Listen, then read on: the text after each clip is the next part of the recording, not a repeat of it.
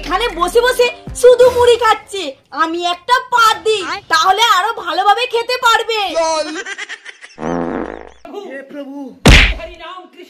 শ্বশুর মশাই, শ্বশুর মশাই, আপনার কি হলো? আপনি কি আবার হার্ট অ্যাটাক করলেন? বৌমা, তোমার ওটা পাঁচ ছিল, আমি তো ভাবলাম পরমাণু বোমা, যার আওয়াজে আমি অজ্ঞান হয়ে গেলাম। ও, আপনি তাহলে আমার পাদের আওয়াজেই অজ্ঞান হয়ে গেছেন? আমি তো ভাবলাম আপনার হার্ট অ্যাটাকটা হয়েই গেছে। বৌমা, তুমি যদি এরকম পাদের আওয়াজ আর একবার আমার কানের সামনে বাজাও, তাহলে আমার হার্ট অ্যাটাকটা হয়েই যাবে। শ্বশুর মশাই, আপনি একটু আমার হাতটা ছাড়বেন? কেন বৌমা?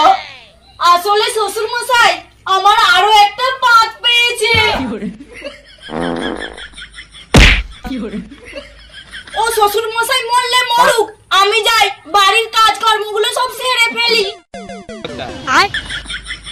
হে ভগবান, এ কি বৌমা তুমি আমার ঘরে পাঠালে? এ দেখতে পাচ্ছে আমাকে পাদ খাই খাই মেরে ফেলবে।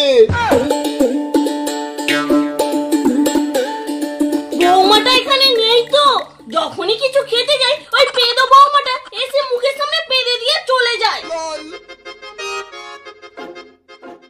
কি শাশুড়ি মা, আপনি এখানে বসে বসে মিষ্টি খাচ্ছেন? বৌমা, আমি তো কই মিষ্টি খাইনি। এই সময় মিষ্টিটা না যদি খেয়ে নি, এই মিষ্টিতে পেদে দেবে।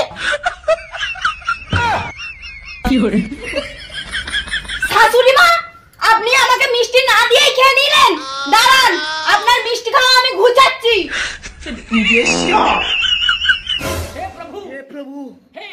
শাশুড়ি মা, আমাকে মিষ্টি না দিয়ে খেলে এইরকমই দুর্দশা হয়।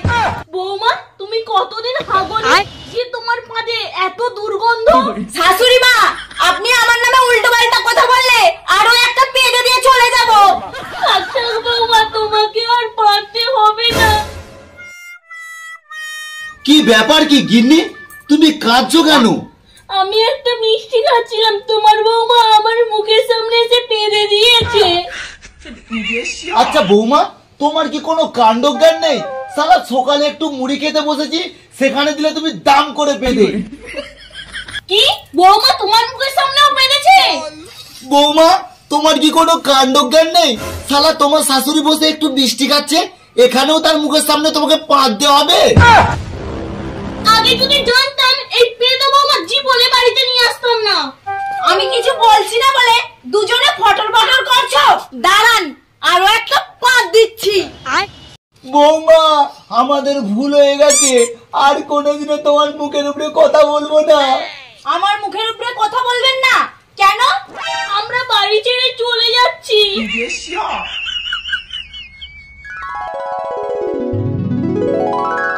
বাবা মা, তোমরা কোথায় যাচ্ছ? কোকো, আমরা বাড়ি ছেড়ে চলে যাচ্ছি। কিন্তু কেন? তোর ওই বৌদির জ্বালায় যখনই আমরা খেতে বসি, আমাদের মুখের সামনে পেদে দিয়ে চলে যায়। আর তোর বৌদির পাদের গন্ধে এতটাই আমরা খেতে পারি না। বৌদিরও পাদের রোগ আছে, ঠিক যেমন আমার আছে। বাবা মা, তোমাদের বাড়ি ছেড়ে কোথাও যেতে হবে না। ওই বৌদিকে না আমি ঠিক জব্দ করব। চলো বাড়ির ভেতরে। বৌমা, ঘর থেকে বেরিয়ে আসো, আমার মেয়ে এসে গেছে, তোমাকে জব্দ করবে। কুকু, প্রত্যেকটা পাদের আওয়াজ তুই একদম হিসাব করে বুঝে নিবি। ও ননদিনী, তুমি চলে এসেছো? দেখেছিস কুকু ওর কিরকম মুখ চলছে? দাঁড়াও মা, ওর মজা দেখাচ্ছি।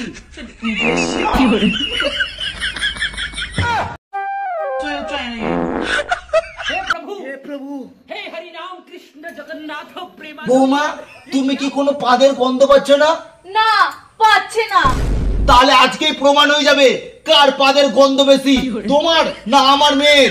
আজকে যার পাদের গন্ধ বেশি সেই বাড়িতে থাকবে। বৌমা, তুমি তোমার থেকে স্টার্ট করো। ঠিক আছে শ্বশুর মশাই। কি গো, কি গো, কি গো, কি শুনতে পাচ্ছ নি? কি গো, তুমি কি শুনতে পাচ্ছ নি? ঘিন্নি, বৌমার পাদের আওয়াজে মনে হচ্ছে আমার কানের পর্দাটাই ফেটে গেছে। কুকু, এবার তোর পাদের টেম্পারটা দেখা।